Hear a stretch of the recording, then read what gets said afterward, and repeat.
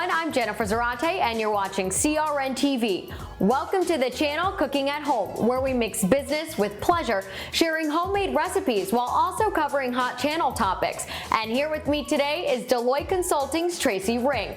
Thank you for joining me today, Tracy. Thank you, Jennifer. Happy to be here. Well, it's a pleasure to have you on. So what recipe will you be sharing with us today? I'm so excited to share one of my favorite recipes and something that I never thought, as someone who was a fairly accomplished chef, that I could bake bread. It seems to be one of those things that is one of those hurdles that is a little bit mystical and secretive. And a few years ago, I learned a recipe that really works. My husband and I make it very often. And my favorite thing to put on top of bread is homemade ricotta cheese. Again, another thing that I never thought. You know, I'm used to buying it off the shelf and putting in lasagna, and we no longer buy ricotta. We now make it fresh and adding a little bit of truffle as one of my favorite flavors. Ooh, well, you can't go wrong with truffle, can you? Absolutely. So what ingredients do we need? So we're gonna take flour, yeast, water, a little bit of sugar, and the only other ingredient that we have is a little bit of oil that we'll use to coat our bowl. But other than that, for the first steps of this, that's all there is. At the end, I'm going to show you guys a secret trick that I have, that I use some spent grains as a way to really add some crunch to the dough. For ricotta, we have whole milk, heavy cream, a little bit of lemon juice, and then I use some truffle salt and a little bit of truffle oil. Those are obviously optional.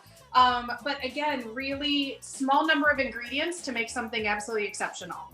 Now, what are the first few steps to this recipe? So bread is super simple. One of the things you do to start bread is you actually proof the yeast. So I have just about a cup and a half of warm water. So sort of a tepid water. Put the yeast in, and what you're looking for with the yeast is just that it'll grow. And while you do that, you go ahead and just plunk the flour. This is no big mystery at all in here. And we're gonna wait for the yeast to proof. And then you would just go ahead and toss it in the mixer. I use mine with a dough hook, but this one's really easy. And you can even just do it with your hands. And just in the effort so that everybody could see that it's really not that hard. Yesterday, I started a yeast starter and bread, and it sat overnight, and that's it. I put it on a heating pad because it's a little bit chilly in our house, but it is ready to go. I'm gonna toss it real quick, and that'll be step one. And then I have the ricotta going. I have a full quart of whole milk, some really, really great quality heavy cream, and that's just cooking away. So we'll see both of these recipes kind of come together at once. And how long are we talking here for the bread to be in the oven? Well, the great news is it only cooks for an hour. And one of the most unique parts about the cooking process is that we're taking a Dutch oven and we're heating it for about an hour before. So the Dutch oven's searing hot. You would put the dough in, and it only cooks for an hour, half an hour with the lid on and half with the lid off. And then I dare you to wait longer than a minute to get it in your mouth. So why don't we switch gears? Can you talk about the role of a chief data officer in today's environment? Absolutely. So I think one of the most exciting things, and I'm going to go ahead and work on the bread while we talk, if that's okay. And just to show you that bread is not so scary.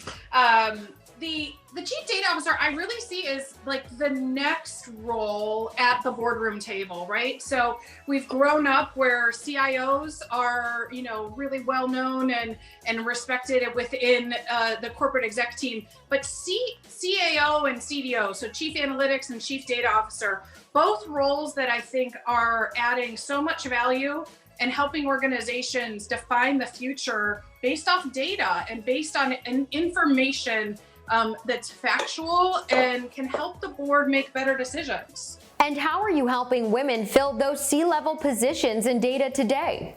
Yeah, I am so fortunate to lead a group of women that's called Women in Data and Artificial Intelligence. And we originally started this about 2 or 3 years ago. We're well over 2,000 folks that are members of this and advocates for women in data. And I find that they're consistently impressing me with the way that they're finding innovative solutions to problems, driving deeper insights, and sometimes surprising ourselves with what the data tells us. I always tell everyone, data can sometimes tell you things that you didn't necessarily anticipate. But the great thing is that, you know, working with such a wonderful group of very curious women, you know, that is a leading indicator that you're going to have an amazing career in data. What advice do you have for organizations interested in driving this kind of change within the workplace? Yeah, I think it's about intentionality. And I'm really quite passionate about the idea that we need to be really intentional, not only about being inclusive of women, but of all areas of diversity. You know, there's a component of, you know, particularly as we embark on artificial intelligence, that we think about how important it is to have trustworthy AI, right? And the Deloitte AI Institute, this is one of the biggest areas that we work into, because the last thing that you want is to have unconscious bias or AI that has any type of bias associated to it, and working to intentionally build teams that not only are diverse in gender, but backgrounds, diverse ages, and work in a way that you can really be really quite curious, ask a lot of questions, and not create a technology, a solution, or a recommendation that has bias to it, and future-proof that as much as possible. So could you give us an example of what AI influenced by bias looks like and why that's important to the channel? You know, I'll give sort of an older example, but I think really reigns true years and years later, that when a large organization that was building hand sensors, and we've been dealing with automatic hand sensors for soap dispensers for quite some time.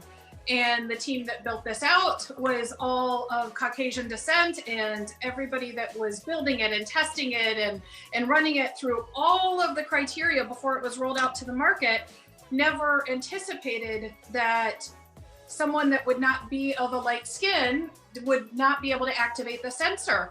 And, you know, this is one of those things that is an extraordinary cost, highly you know, difficult situation to basically go out and recall all those devices.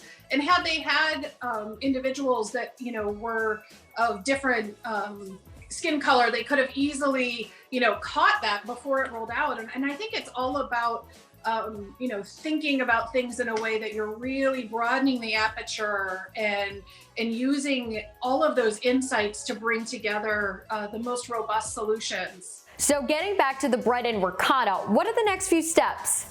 So if you could see, the milk is foaming, and the magic is about to happen. So I'm going to put the lemon juice in, which will actually break the milk into curds, and stir this. And the next step as we wrap up, this is ricotta. Like, we're there, guys.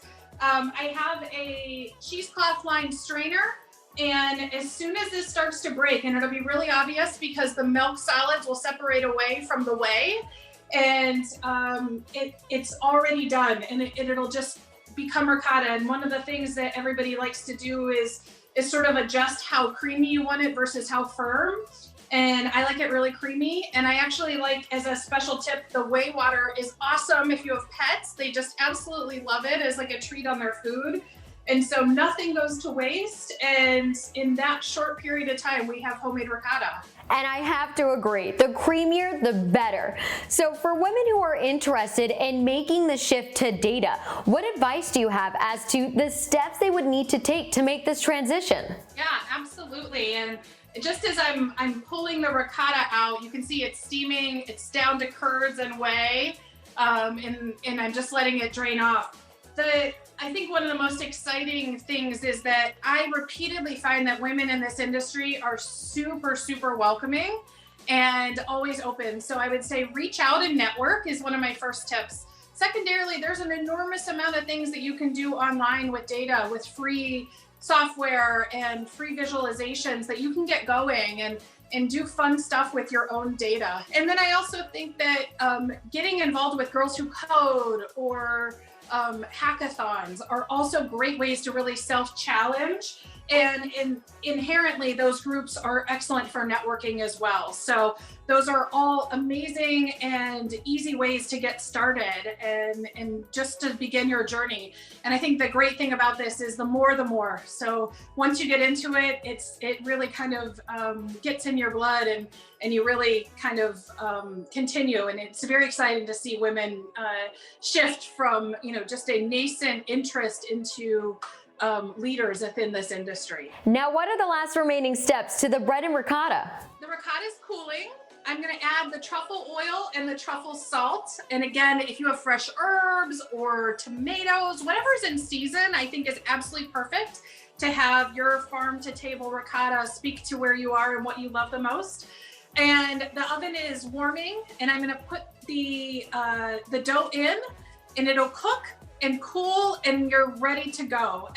One of the great things that I add on the dough is spent grain, which is a outcome of actually brewing beer. The grains can be dried, and it adds an awesome crunch. If you don't have spent grains, wheat germ or cornmeal also work excellent to line the bottom of it.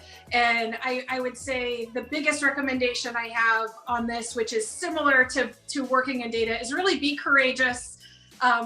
Don't be afraid to fail. If you do fail, the great news is that you can just put together another batch of dough or another round of ricotta very, very quickly. And I think that both of these ingredients are highly resilient, and being resilient is one of the most important things that women can do within the space, whether you're in data or just generally in life. I think resilience is incredibly important. So all of this, I hope that everyone enjoys as one of my favorite dishes for any time of the year. Well, thank you for your time today, Tracy. Bye. Thank you. Bye.